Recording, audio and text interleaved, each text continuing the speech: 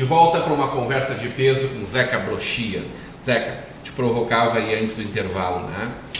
Quando é que a gente vai ter uma equipe profissional de volta? Repetindo aí numa série ouro, né? A sequência daqueles tempos que nós estávamos falando há pouco, da década de 80 e 90, né, onde o futsal da região era muito forte, foi a ida da UJR para a série ouro, né, em 92. Depois ficou disputando até 99. A CBF, exato, né? Na época a CBF era uma referência, né? A CBF de Carlos Barbosa, né? Porque a mídia não dava tanto espaço para o futsal como dá hoje. Hoje todo mundo conhece a CBF. Então a JR ganhou o cenário estadual naquela época, naquele período da década de 90. Né? E ficou por 5, 6 anos em destaque. A RBS transmitia os jogos, os gols do Jornal do Almoço, né? O Paulo Brito, né? Porque ele, é bom esse fulano, né? Então toda terça-feira tinha os gols, e isso valorizou muito, né? O futsal do estado, né? A UJR ficou conhecida no estado todo, né? Depois vieram as questões de dificuldade financeira, de manter a estrutura, né? De pagar jogador, porque nós não tínhamos trabalho de base. Trabalho profissional. Né? Exato, nós não tínhamos base, né? Nós não tínhamos produção de atletas em casa para ter um custo menor, né? E a partir disso é que a gente em 2000, 99 para 2000, 99 a gente jogou a bronze ainda. E aí em 2000 a gente mudou um pouco o modelo de gestão para que a gente pudesse ir resgatando essa possibilidade de ter um adulto com custos viáveis e com material humano da região. Voltamos a jogar adulto em 2006, jogamos a bronze só com prata da casa, em 2007 jogamos a ouro prata, né? E ficamos insistindo, depois teve uma mudança na federação, a Liga de Futsal do Rio Grande do Sul surgiu, aí jogamos a série ouro contra a CBF e os grandes, só com prata da casa, mas mesmo com um custo de jogador baixo, de comissão técnica baixíssima, as despesas vêm, né? É transporte, é alimentação, é arbitragem, é material de treino, de jogo, e nós tivemos 2, 3 anos assim com déficit financeiro, né? Então a gente optou em 2011 para 2012 de não jogar mais adulto enquanto não tivéssemos efetivamente patrocínio garantido, para não comprometer o futsal social ou comprometer a base, né? Nós tínhamos isso como critério dentro do clube. E aí, como aprovamos os projetos em Brasília, a gente fomentou esses 2 projetos e encaminhou também, ano retrasado, o projeto do adulto. Então tem uma novidade. Para aí sim poder ter uma estrutura viável, enxuta, né, e o dinheiro garantido ali na conta, que a gente sempre entrava achando, vai vir patrocínio. Confirmava a participação, contratava os meninos, né, organizava a estrutura, e o patrocínio muitas vezes não vinha no início ou no decorrer da temporada. Então, a partir de uma aprovação em Brasília, o projeto está em análise técnica lá. Sendo aprovado lá, aumentam as perspectivas de ter parceiros que vão investir também no adulto, né? E esse adulto obviamente vai ter a nossa cara, né? 80%, 90% com atletas da casa, né? E alguns atletas mais experientes de fora para poder qualificar. Para quem está jogando hoje nos projetos que vocês têm, de poder ter uma sequência aqui, efetiva, né? E de ter uma visibilidade estadual e nacional aqui. Claro, na nossa pirâmide está lá, né? Base, né? Futsal social, escolas de futsal, 15 ginásios com atividade, a base, e aí para na sub-20. Muitos vão para a equipe universitária da Fevale, porque se qualificam para o esporte de rendimento e acabam ingressando na equipe universitária da Fevale, mas não competem em federação.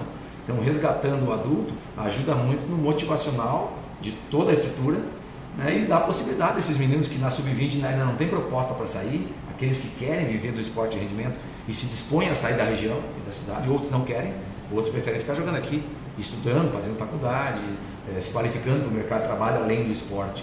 Então abrem essas perspectivas. Muitos meninos vão estourar e vão ter um convite de ACBF, de Atlântico, de Açoeva ou de algum outro clube pelos 22, 23 e não aos 19 e 20. Então ter uma equipe adulta para o projeto e para o clube, obviamente, é muito importante, porque dá essa perspectiva de motivação e de continuidade para todos esses 1.100 aí que estão hoje em atividade. A gente teve, durante os anos 80, condições econômicas na nossa cidade, na nossa região, completamente diferentes do que a gente vive hoje, né? Exato. Mas, por outro lado, a gente vê uma retomada nos últimos anos, aí o Novo Hamburgo, né? O Esporte Clube Novo Hamburgo conseguindo uma projeção destacada, desde que buscou uma profissionalização do seu trabalho. Perfeito. A gente tem aí a UJR fazendo esse trabalho e buscando igualmente uma profissionalização do seu trabalho e conquistando, realmente fazendo barro para que as coisas pudessem subir. Exato. A gente tem agora uma Vôlei Sul, né? Novamente nos orgulhando em uma cena nacional, mesmo com todas as dificuldades de pular logo no segundo ano para uma Série A especial, né? A gente enxerga realmente um cenário diferente para o esporte. A gente vê que já falamos também aqui no programa do handball, tu citou agora há pouco. Então, a gente pode ter uma expectativa de ter empresas olhando de uma forma diferente para o marketing esportivo? Tem alguns aspectos aí que interferiram nisso. Mais empresas, né, com esse olhar? O futebol é um caso à parte, né? Porque o futebol, com a profissionalização da gestão, mesmo com todas essas críticas à CBF, à própria Federação Gaúcha, pela influência da mídia, hoje a mídia paga muito, né? Então, que bom que o Novo Hamburgo consegue avançar nas competições e receber para isso. Né? No Gauchão, estando na Série A, né? Na primeira divisão, na Copa do Brasil, cada vez que avançava nas etapas, recebia um recurso, né? Porque hoje as federações e a confederação recebem do pay-per-view, né? Da Sport TV, né? Da ESPN, da própria Rede Globo, da Bandeirantes, então virou negócio. Mas o futebol é um caso à parte. Né? Os esportes amadores, que bom que surgiram as leis de incentivo. Porque depender hoje, como hoje a realidade econômica não é mais a mesma, especialmente em Novo Hamburgo e na região, viver de patrocínio, aquele empresário que era apaixonado, que tirava do seu patrimônio pessoal ou da sua empresa um dinheiro para investir, hoje não investe mais, porque hoje as margens são outras. Né? Essa globalização toda aí da economia mundial trouxe competitividade e outros países surgiram. A área do calçado retrata bem isso. Né? Perfeito. Então hoje as leis de incentivo é que viabilizam que projetos como o nosso possam efetivamente acontecer. Então muitas entidades do esporte vão por esse caminho, como a cultura já vem, através da lei do Rouanet. Então hoje nós temos a lei de incentivo ao esporte federal pelo imposto de renda, nós temos a ProEsporte, que foi criada junto com a secretaria, pelo Tarso, agora na gestão que está findando, né? Uma secretaria nova ainda no estado, não tínhamos secretaria estadual de esporte, né? Não tínhamos lei também, hoje tem a lei do CMS, que é a lei que a VôleiSul utiliza, com a Paquetá. Então não é um dinheiro que a empresa paga, né? Até na ProEsporte paga uma parte, mas ela tira do imposto de circulação que ela vai pagar, do ICMS que ela vai pagar de qualquer forma para o governo estadual. E agora temos também o fundo em Novo Hamburgo, né, que está se constituindo, que vai vir pelo IPTU e pelo ISS, que também é uma lei de incentivo, claro, de menor âmbito, porque os valores são outros, mas também para fomentar o esporte de formação. Que sem dúvida... A gente está no momento agora de captação. Né? O esporte é um fenômeno mundial, né? As Olimpíadas, a Copa do Mundo, né? O esporte hoje, quantos canais tem só de esporte? Então, fomenta. Né? E essas leis de incentivo, obviamente, que vem a gente tem uma Olimpíada chegando no Brasil. Exato. Aonde o futsal... O futsal é uma incógnita, né? Tem tantos esportes de pouca expressão na Olimpíada, né? E o futsal não, né? Mas por questões políticas. Nós somos a casa do futsal. Exato. Né? O Brasil é a casa do futsal. Mas nós ainda não vamos ter futsal olímpico por questões políticas, de FIFA e de COI.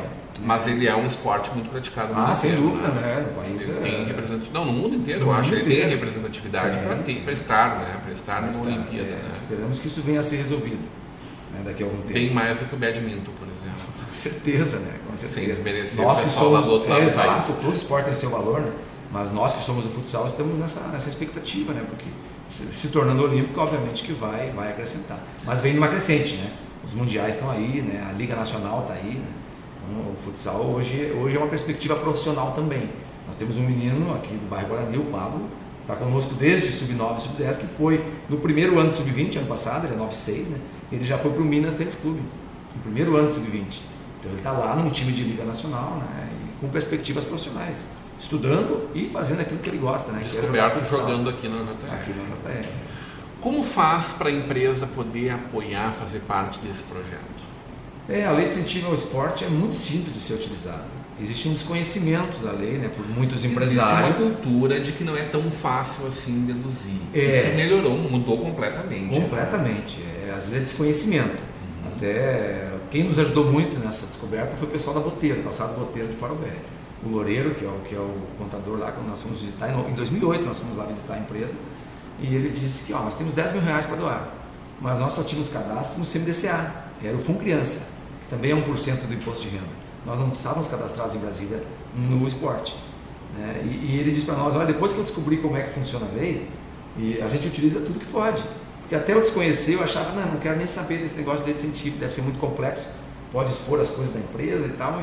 E hoje isso está vindo à tona, porque é uma lei nova também, bem mais nova que a Rouanet. Né? Mas é muito fácil utilizar a lei de incentivo ao esporte. A empresa que tem lucro real, lucro presumido não pode, mas quem tem lucro real doa 1%, né, daquilo que vai pagar o governo federal, ela pode destinar 1% para um projeto que esteja aprovado lá. E ela simplesmente vai anexar um recibo que o próprio clube imprime no site do Ministério, né, os dados da empresa, assinado pelo presidente do clube, e anexa, faz um depósito numa conta bloqueada do Ministério, não é uma conta da UJR, é do Ministério, depois é que o Ministério passa, no Banco do Brasil, Assistência Velha, para uma conta de livre movimentação. Né? Então esse recibo imprime, coloca ele junto lá no material do imposto de renda, e a empresa não tem mais nenhum ônus, não paga nada além disso, e quem presta contas é a entidade. E esse dinheiro chega depois para vocês direitinho? Direitinho, e nós levamos relatórios para as empresas, né? Cada semestre a gente monta um relatório com tudo que foi gasto, né? Todos os pessoal, material, para que a pessoa saiba o que está acontecendo e onde que o dinheiro está sendo gasto. Então, a lei é muito simples e muito transparente, a empresa não corre risco, e ela paga exatamente 1% daquilo que ela vai pagar de qualquer forma para o governo federal. Eu digo nas visitas que eu faço que é uma excelente forma de descentralizar o recurso. Em épocas de campanha a gente fala tanto que os municípios precisam de autonomia, o Estado precisa de autonomia financeira, o dinheiro não ir todo para Brasília para depois ter que estar voltando com emenda parlamentar, né? Deixa aqui 1%, 4% da Rouanet, 1% da criança e adolescente, 1% do idoso, deixe na região, fomentem projetos daqui que a empresa pode acompanhar e vai estar trabalhando com saúde, com cultura, com esporte, com educação, com segurança. E vai estar fazendo, na pior das hipóteses, seu marketing também, né? E vai aparecendo. Exato. É a sua marca focada num trabalho bem comum. Exatamente, relacionada a ações de responsabilidade social. Exatamente. Então é uma forma inteligente. Exatamente. E por incrível que pareça, o mais difícil não é convencer, é ser recebido. A gente manda e-mail, a gente liga para as empresas e a dificuldade de nos receber é muito grande. Quando a gente é recebido, aí sim é a nossa competência de convencer, de mostrar como que a lei funciona, a simplicidade, a transparência da lei e o valor das atividades. Né? Que vale a pena deixar esse 1%, que às vezes para a empresa não é muito, 1%, mas para a entidade que recebe, para todas essas entidades, né, da cultura, da inclusão, né, da criança e adolescente, né, muitas entidades em Novo Hamburgo vivem desse recurso, né, de pessoa física e jurídica. Então deixar esse recurso, às vezes para a empresa não é muito grande, mas para a entidade tem um valor enorme e fomenta a cidade, fomenta a região. Como é que eu como pessoa física posso participar? 6%, pessoa física 6% e pessoa jurídica de lucro real 1%. Né? Quando for fazer o imposto de renda lá com o seu contador, né, ele já pode na hora fazer a guia para fazer o depósito numa conta específica, né? Se quem estiver nos assistindo agora quiser ajudar o JR, quiser ver o nosso futsal cada vez maior e melhor, pode contatar com vocês que vocês dão toda a orientação. Sem dúvida. Só clicar lá no JR Futsal, vai aparecer lá o Facebook, é muito o tranquilo. site. Eu tenho lá R$10 mil para pagar de imposto, eu posso dar R$600, deixar na conta da OJR, isso, né? Sem burocracia nenhuma, sem problema nenhum para a pessoa que está envolvida. A empresa só lá faz uma transferência online lá, né, de uma conta para outra. A pessoa física que vai ter que ir lá no banco depositar na A gente conta. Tinha um problema de as pessoas não saberem quanto ia pagar de imposto de renda no ano seguinte, né? Me parece que até essa situação está relativizada a partir do próximo ano, onde você vai poder ir fazendo o teu imposto ao longo do ano, né? Vai ter uma projeção mais segura do que vai pagar. Então, desde o começo eu já posso prever lá que eu vou ter lá R$1.000 que eu posso dar, eu já posso dar 500 no momento e assim por diante. Vai adiantar em dezembro, em vez de dar lá em abril, vai adiantar em dezembro. A gente não pode terminar a nossa conversa sem falar da Copa Kaiber, né? Grande sucesso, né? Incentivo aí do teu irmão, do Mauro e do Tavo, que tiveram essa brilhante ideia, recuperando não só a nossa história, mas o nosso presente também, né? Sem dúvida. Ocorreu agora, recentemente, Copa Master. Foram 4 quintas-feiras no ginásio Agostinho Cavazotto, com um bom público, né? Participaram o JR, o São José, o Motoca e a Mecânica Novo Hamburgo, que eram, né, entre outras equipes, né, da época, eram equipes expoentes, né, que estavam sempre disputando os títulos e tal. E todos compraram a ideia, né? A partir do convite, as 4 equipes se reuniram e organizaram em conjunto a competição. E a primeira homenagem, né? A gente espera que a Copa aconteça nos próximos anos, essa é a ideia, né? Pelo sucesso da primeira, né? E o primeiro homenageado tinha que ser o José Carlos Kaiber, né? Homenagear alguém em vida, né? E alguém que marcou o futsal, né?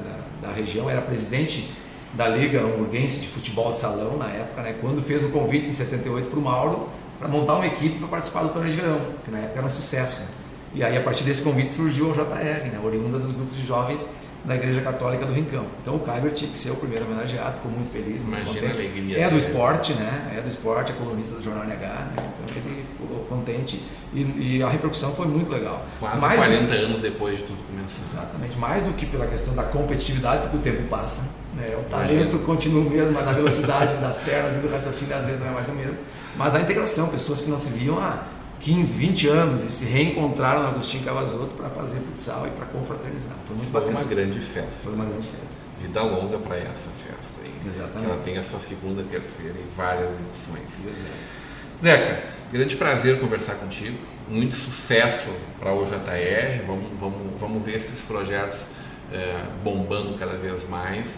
E se der tudo certo, se for para o nosso bem, que venha a nossa participação aí no futebol adulto também, no profissional também.